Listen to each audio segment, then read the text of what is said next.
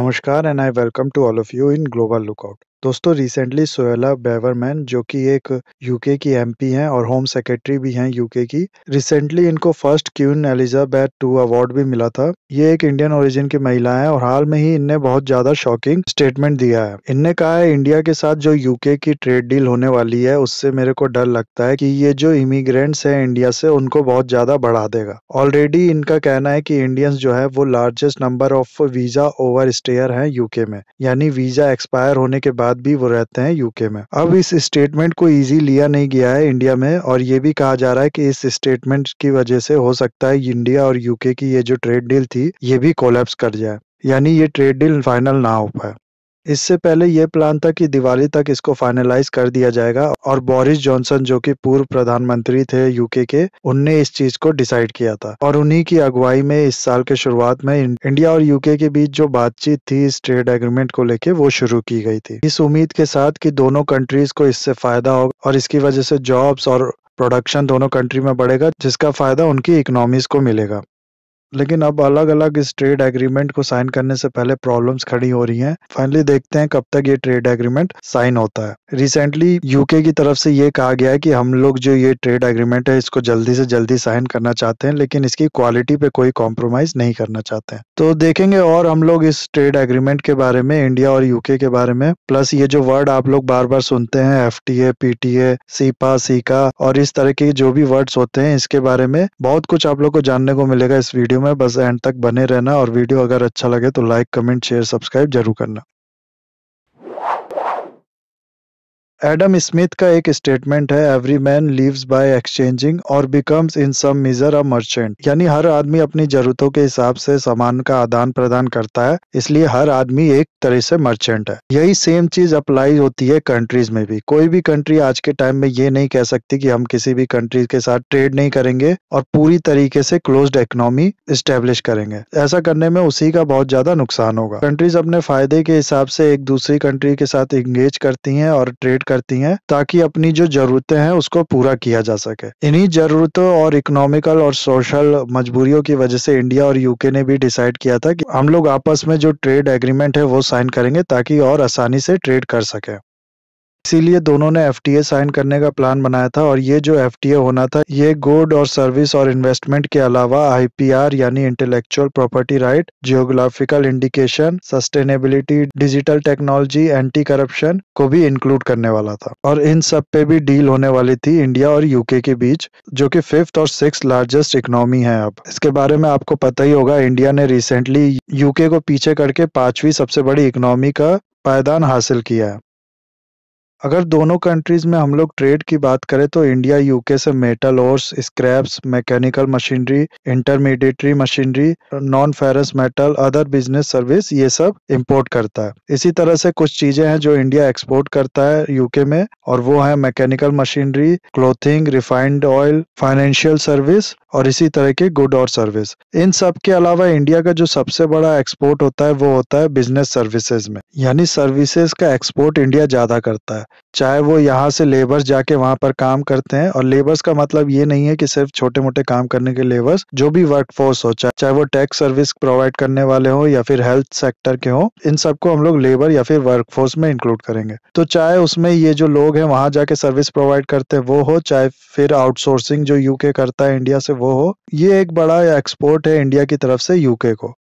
तो जाहिर सी बात है, इंडिया जब भी ट्रेड डील करेगा यूके के साथ तो वो चाहेगा कि इस चीज में हम लोग को ज्यादा से ज्यादा फायदा मिले, यानी वीजा मिलना आसान हो जाए हमारी वर्कफोर्स के लिए, और ऐसे ही जो एम्प्लॉयमेंट है यूके में उसका एक्सेस मिल सके हमारे वर्कर्स को। और वहीं क्योंकि यूके से जो एक्सपोर्ट है मर्केंटाइज आइटम्स का ज्यादा है इंडिया में, इसलिए यूके चाहेगा कि उसे इस चीज में फायदा मिले और इंडियन मार्केट का अच्छे से एक्सेस मिले। अभी के टाइम में दोनों कंट्रीज में 50 बिलियन का ट्रेड होता है, जिसमें से 35 बिलियन का जो है वो सर्विस में ट्रेड होता है और मर्केंटाइज ट्रेड होता है 15 बिलियन का। दोनों कंट्रीज का टारगेट है कि इन दोनों में जो ट्रेड है उसको बढ़ा के ये लोग 100 बिलियन तक लेके जाएं। इंडिया कहता है यूके को कि ठीक है आप एफटीए साइन करो, हमारी जो मार्केट है उसका फायदा उठाओ, अपने प्रोडक्ट यहाँ पर बेचो, लेकिन हमें भी फायदा दो। हमें फायदा कैसे दो कि हमारे जो वर्कर्स है उनको इजी एक्सेस और इजी वीजा दे दो ताकि वो यहाँ से जाएं और आपकी कंट्रीज में एम्प्लॉयमेंट रिसीव कर सके। ऐसा यूके ने किया भी। इंडिया और यूके ने कुछ साल पहले ही एक एग्रीमेंट भी साइन किया था जिसके थ्रू यूके लिबरलाइज करेगा अपनी वीजा पॉलिसी को इंडियंस के लिए, और इंडियंस को ये भी अलाउ किया गया है कि आप लोग अगर जॉब्स नहीं भी है तब भी यूके का वीजा लेके यहाँ पर आ सकते हैं और फिर यहाँ पर रह के आराम से जॉब्स ढूंढ सकते हैं। लेकिन ओवर टाइम हुआ क्या है कि कुछ लोग इंडिया से गए हैं यूके में जो कि अपना वीजा एक्सपायर होने के बाद भी वहां से रिटर्न नहीं हुए, और इसी चीज का मेंशन किया है सुहेला बेवरमन ने कि जो इंडियंस है वो लार्ज कम्युनिटी है ऐसे लोगों की जो वीजा एक्सपायर होने के बाद भी यूके में ओवर स्टे करते हैं। और मुझे डर है कि अगर इंडिया और यूके में ये एफटीए साइन होता है तो ये जो इमिग्रेंट्स है इंडिया के वो और बढ़ जाएंगे और ये जो ओवर स्टे पीपल है इनके नंबर्स भी बढ़ जाएंगे। और ऐसा ये पहली बार नहीं हुआ, इससे पहले भी 2016 में थेरेसा मे ने इस चीज का मेंशन किया था, जिसके बाद थोड़े टाइम के लिए इंडिया और यूके के जो रिलेशन है उसमें भी थोड़ा खटास आ गई थी। दरअसल अगर हम लोग डाटास को देखें तो सिर्फ 4.4% इंडियंस ऐसे हैं जो कि वीजा के एक्सपायर होने के बाद भी ओवर स्टे करते हैं यूके में, और इनको भी इंडियन गवर्नमेंट यूके की गवर्नमेंट के साथ मिलके कोशिश कर रही है वापस इंडिया में भेजने के लिए। तो ये नंबर इतना भी नहीं है जितना बड़ा इनने बना दिया है, और इस इशू को बहुत ज्यादा एक्सेजरेट किया जा रहा है। सबसे बड़ी बात यह है कि सुहेला बेवरमन ये खुद एक इंडियन है और इंडियंस के बारे में भी ऐसा बोल रही हैं। ओवर स्टे का जो मामला है उसमें तो चलो हम लोग एग्री करते हैं कि कोई भी अगर वीजा एक्सपायर हो जा रहा है तो उसको इलीगली नहीं रहना चाहिए कहीं पर, लेकिन ये जो इमिग्रेंट्स का इशू ये उठा रही है कि इंडियन इमिग्रेंट्स यहाँ पर आते हैं, ये एक बड़ा इशू है। ये एक तरीके से बहुत ही फालतू बात है, क्योंकि इंडियन इमिग्रेंट जो कि यूके में जाते हैं ये ऐसा नहीं है कि सिर्फ वही जाते हैं जिनको एम्प्लॉयमेंट चाहिए होता है या फिर छोटे मोटे काम करने के लिए सिर्फ जाते हैं। बहुत से बड़े बड़े इंडियन बिजनेसमैन भी हैं जो कि यूके में जाते हैं और वहां पर अपना इन्वेस्टमेंट करते हैं, अपना प्लांट सेटअप करते हैं, जिसकी वजह से जॉब्स क्रिएट होती है। तो यूके में जो इंडियन जाते हैं वो सिर्फ जॉब सीकर ही नहीं होते बल्कि जॉब्स क्रिएटर भी होते हैं,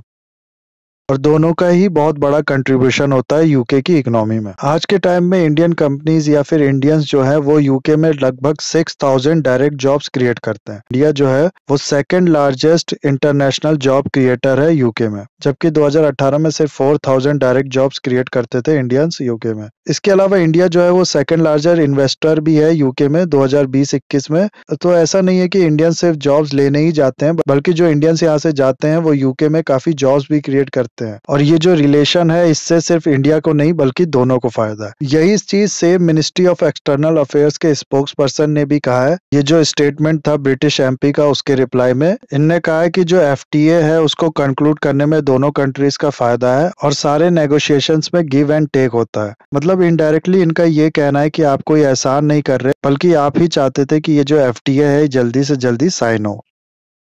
दरअसल यूके जो है वो इंडो पैसिफिक में अपनी एंगेजमेंट बढ़ाना चाहता है और एक ग्रेटर रोल प्ले करना चाहता है, इसलिए उसके लिए जरूरी है कि वो इंडिया के साथ एक एफटीए साइन करे, क्योंकि इंडो पैसिफिक का हार्ट है इंडो यानी इंडिया, और इंडिया को भी इस एफटीए से फायदा है। जैसे इंडिया की टेक्सटाइल, लेदर और इस तरह की जो सेक्टर्स है इनकी कंपनीज को मार्केट मिल सकता है यूके में, और ये जो इंडस्ट्रीज होती हैं टेक्सटाइल और लेदर की ये ज्यादा एम्प्लॉयमेंट क्रिएट करती हैं। इसके अलावा IT industries, nursing, education, health care, Ayush, audio and visual service, इस तरह की जो इंडस्ट्रीज है इंडिया में इनको भी मार्केट मिल सकता है यूके में।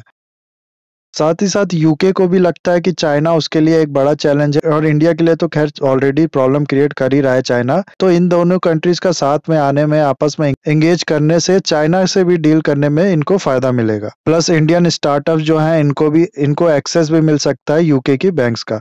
तो इस तरीके के काफी फायदे हैं जो इंडिया को मिलेगा, लेकिन ऐसा नहीं है कि इस डील से सिर्फ इंडिया को फायदा मिलेगा। अगर ऐसा होने वाला होता तो यूके कभी भी इंडिया से एफटीए पे एग्री ही ना करता। एक सवाल यहाँ पर ये होना चाहिए कि पीटीए, एफटीए, सीपा, सीका ये सब हम लोग सुनते हैं, ये सब है क्या? तो देखो इन सारे वर्ड में जो बात है यहाँ पर हो रही है टैरिफ कम करने की और ट्रेड बढ़ाने की। ये सब एग्रीमेंट इसी चीज की बात करते हैं, खाली जो लेवल ऑफ एंगेजमेंट होता है वो बढ़ जाता है किसी में और किसी में कम होता है। सबसे पहले आता है पीटीए यानी प्रेफरेंशियल ट्रेड एग्रीमेंट। दो कंट्रीज अपनी इकोनॉमिक एंगेजमेंट की शुरुआत इससे करती हैं। दोनों कंट्रीज आपस में मिलकर एक लिस्ट बनाती हैं जिसमें कहती हैं कि इन आइटम्स में जो ट्रेड है उसके लिए टैरिफ हम लोग रिड्यूस करेंगे। इस चीज को पॉजिटिव लिस्ट कहा जाता है, यानी जो आइटम्स इस लिस्ट में है वो सिर्फ उन्हीं के लिए टैरिफ्स कम किए गए हैं। इंडिया का ऑलरेडी पीटीए है मर्कोसोर कंट्रीज के साथ, फिर अफगानिस्तान के साथ भी है। आफ्टा भी एक पीटीए एग्रीमेंट ही है जिसमें इंडिया भी मेंबर है। पीटीए के बाद जब कंट्री और आपस में एंगेज करना चाहती हैं तो वो एफटीए साइन करती हैं। एफटीए में क्या होता है कि ये कंट्रीज कहती है कि हम जो सारे आइटम है उसमें टैरिफ को रिड्यूस कर देंगे एक्सेप्ट कुछ आइटम। ये दोनों कंट्रीज मिलके एक लिस्ट तैयार करती हैं, उस लिस्ट में कुछ आइटम डाले जाते हैं और ये वो आइटम्स होते हैं जिनको छोड़ के बाकी सारे प्रोडक्ट्स पे दोनों कंट्रीज मिलके अपने टैरिफ कम कर देती हैं। तो इस लिस्ट में जो जो आइटम्स होते हैं उसमें टैरिफ कम नहीं किए जाते हैं, इसलिए इसको कहा जाता है नेगेटिव लिस्ट। इंडिया का श्रीलंका के साथ और आसियान कंट्रीज के साथ एक एफटीए है। इसके बाद आता है सीपा और सीका। सीका होता है कॉम्प्रिहेंसिव इकोनॉमिक कोऑपरेशन एग्रीमेंट। जब एफटीए के बाद और आपस में कंट्री एंगेज करना चाहती हैं तो वो सीका साइन करती हैं। ये भी एक तरह से एफटीए की तरह ही होता है। इसमें खाली वो जो लिस्ट हम लोग ने बनाई थी एफटीए में नेगेटिव लिस्ट, उसको और छोटी कर दी जाती है, यानी और आइटम्स को इसमें किया जाता है ट्रेड फ्री या फिर ट्रेड उसमें रिड्यूस किया जाता है। जैसे दो कंट्रीज अगर 100 आइटम्स में ट्रेड कर रही हैं तो एफटीए अगर इन लोग ने साइन किया और इन लोग ने डिसाइड किया कि हम लोग इसमें से 60 आइटम्स पे जो टैरिफ है उसको कम कर देंगे। इसी के बाद अगर वो और आइटम्स में अपने टैरिफ कम करना चाहती हैं और अपना जो ट्रेड है उसको लिबरलाइज करना चाहती हैं तो वो एफटीए के बाद साइन करेंगी सीका, यानी कॉम्प्रिहेंसिव इकोनॉमिक कोऑपरेशन एग्रीमेंट। इसमें वो कहेंगी कि हम लोग 60 को बढ़ा के अब 80 आइटम्स में अपने जो टैरिफ्स है उसको कम कर देंगे। तो सीका भी एफटीए की तरह ही होता है, इसमें और आइटम्स में अपने टैरिफ कम किए जाते हैं। इसके बाद आता है सीपा, यानी comprehensive economic partnership agreement. Caeca जो था ये केवल मर्केंटाइज गुड के लिए था। सीपा जो होता है ये मर्केंटाइज गुड के साथ साथ सर्विस और इन्वेस्टमेंट ये सब को भी अपने अंदर ले लेता है, यानी इन सब में भी जो ट्रेड है उसको ईजी बनाया जाता है दो कंट्रीज के बीच में आपस में म्यूचुअली एग्री होके। इसके बाद आता है कस्टम यूनियन। इसमें क्या होता है कि कंट्रीज आपस में डिसाइड करके जो अपने अंदर टैरिफ है उसको बिल्कुल जीरो कर देती हैं और ये सब कंट्री जो इस यूनियन का पार्ट होती है ये बाकी जितनी कंट्रीज से ट्रेड करेंगी उस पे जो है same rule same policy same tariff लगता है बाकी कंट्रीज के साथ इंपोर्ट पे। इसका जो बेस्ट एग्जांपल है वो है साउथ अफ्रीका कस्टम यूनियन। इस यूनियन में जितनी भी कंट्रीज है उनने अपने अंदर होने वाले ट्रेड में जो टैरिफ है उसको बिल्कुल जीरो कर दिया है और बाकी कंट्रीज के साथ ये सेम टैरिफ फॉलो करती हैं। इसके बाद आता है कॉन्सेप्ट कॉमन मार्केट का। इसमें जो है कस्टम यूनियन के सारे जो फीचर्स होते हैं वो होते हैं, प्लस लेबर और कैपिटल मार्केट को भी इसमें इंक्लूड कर दिया जाता है। और इसके बाद आता है इकोनॉमिक यूनियन। इसमें जो फिस्कल और मॉनेटरी पॉलिसी है इसी को बिल्कुल अलाइन कर दिया जाता है और सेम कर दिया जाता है। इसका जो बेस्ट एग्जांपल है वो है यूरोपियन यूनियन, जिसमें हम लोग को पता है यहाँ तक कि करेंसी भी सेम है यूरो। तो ये सब था गाइज वो टर्म्स जो हम लोग को बार बार सुनने को मिलते हैं ट्रेड से रिलेटेड। इसके अलावा कुछ टर्म WTO से भी रिलेटेड सुनने को मिलते हैं, वो भी ट्रेड से बिलोंग करते हैं, तो उसको हम लोग बाकी वीडियो में देखेंगे। ये वीडियो ऑलरेडी बहुत लंबी हो गई है तो इस वीडियो को करते हैं यहाँ खत्म। आई होप ये वीडियो आपको अच्छा लगा होगा। इसे लाइक कमेंट शेयर सब्सक्राइब जरूर कीजिएगा। That's all, have a nice day, take care.